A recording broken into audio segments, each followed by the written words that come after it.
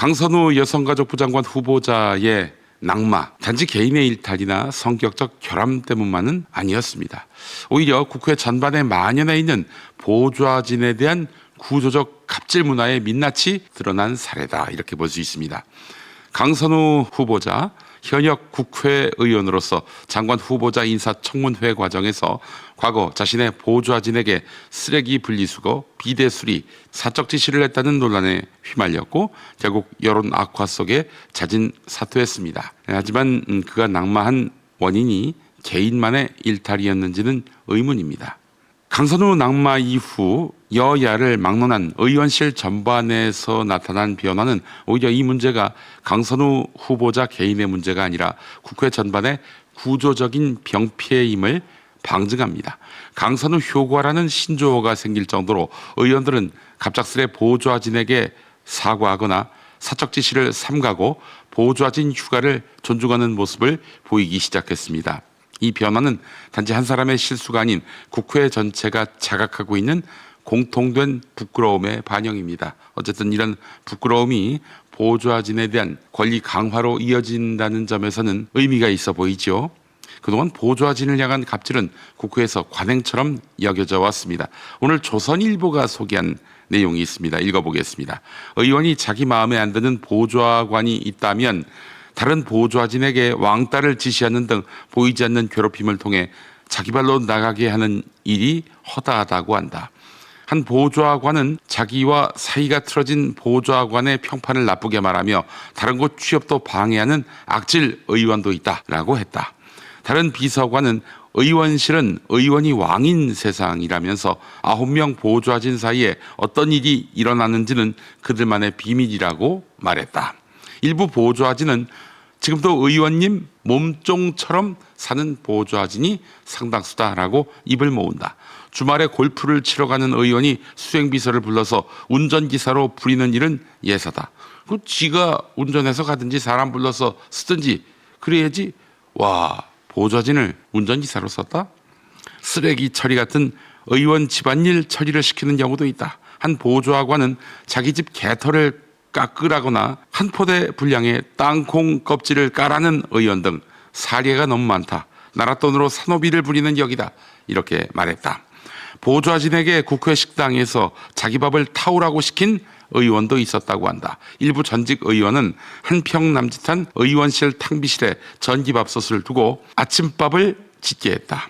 어떤 의원은 국회 본청에서 의원회관으로 가려는데 보좌진이 차량을 대기시키지 않아서 성질을 냈다고 한다. 국회 본청하고 의원회관은 그야말로 대각선으로 한물로 건넙니다. 그것도 차 타고 가려고 했었어요. 정말 참. 예. 몇몇 의원실은 의원 배우자의 심부름, 수행 지시를 하는 경우도 있는데 배우자가 채용 면접을 보는가 하면 의원실 단체 대화방에 들어오기도 했다고 합니다. 한 비서관은 몇몇 의원 배우자가 자기 마음에 들지 않는다고 보좌진을 교체하는 일이 있었다. 알만한 사람은 다 안다. 이렇게 말했다고 합니다. 조금만 사발 통문 돌리면 누군지 금방 드러날 거예요. 이런 사람 얼마나 악명이 높겠습니까? 의원 자녀도 보좌진들이 모셔야 할 대상이다. 의원 자녀 등하교 시키기는 기본이다. 이런 일을 왜 하죠? 보좌진이? 한 보좌진은 한 전직 의원은 공무 차량을 주고 자녀 운전 연습도 시켰다고 전했다.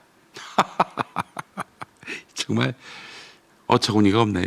과거에는 더한 일도 있었다. 의원들이 나라 돈으로 지급되는 보좌진 월급을 착복했다. 5급으로 보좌진을 채용해 놓고 너 경력이 없으니 원래는 7급 대우라면서 5급 월급에서 7급 월급을 뺀 나머지 돈을 의원에게 현금으로 갖다 바치라고 했다. 한 국회 관계자는 수년 전만 해도 이런 일이 비일비재했지만 지금은 거의 사라졌다라고 했다. 이 모든 일이 보좌진에게 당연한 듯 지시돼 왔다는 것이죠. 심지어 보좌진 월급을 착복하거나 해고 후 다른 의원실 취업을 방해하는 일까지 벌어졌다. 이번 논란의 핵심 아니겠습니까? 여기에 더해서 보좌진 또한 행정부나 민간에 대해서 상당한 권한을 행사하며 을과 갑을 넘나드는 존재라는 점도 실상을 복잡하게 만들고 있습니다.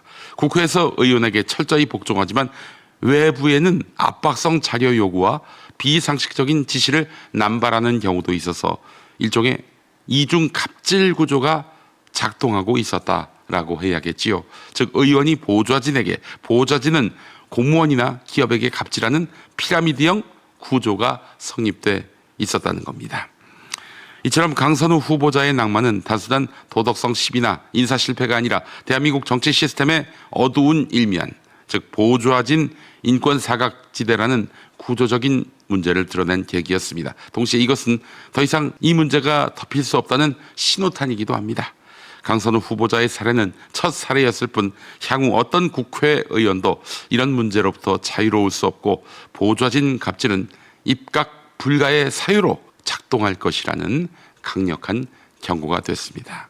결론적으로 강선우 후보자 낭만은 개인의 도덕적 실책으로 환원할 수 없는 구조적인 병폐에 응축된 결과였다. 이 사건은 국회의원 보좌진 관계 전반을 되돌아보게 했고 대한민국 정치 문화가 전근대적인 권위주의에서 벗어나야 할 이유를 여실히 보여주는 사례가 됐습니다. 제가 취재를 좀 해봤는데 어제 SBS가 도저히 해명이 어려운 녹취를 폭로하려 했다. 강선우 후보자 관련해서. 이게 어제 아니면 오늘 나오려고 했다. 이런 이야기가 언론계에서 돌았습니다. 해명하기 어려운 녹취는 도대체 어떤 내용일까요?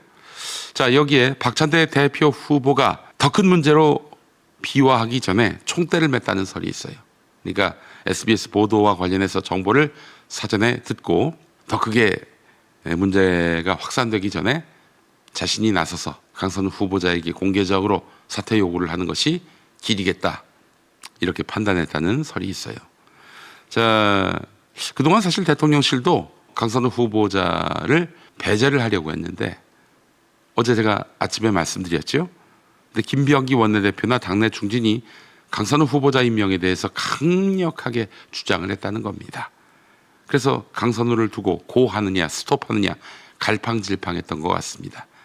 그러다가 결국 좌초했습니다. 참 우여곡절이 많았네요.